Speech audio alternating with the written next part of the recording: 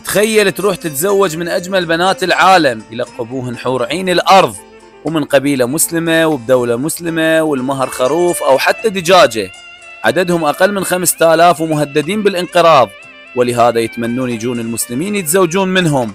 ناس بسيطين كلش، ما يتعاملون بالفلوس، حياتهم عبارة عن تبادل. مثلا إذا تريد خبز تطلب مكانه حليب، وهكذا.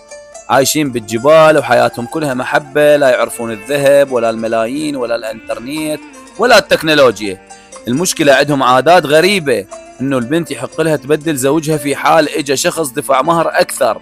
يعني اذا مهرها خروف وانت دفعت لها بقرة، فتعوف زوجها وتاخذك.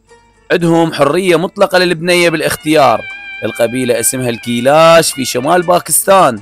سؤالي إلك، ليش بكل العالم الزواج سهل وبسيط إلا عندنا؟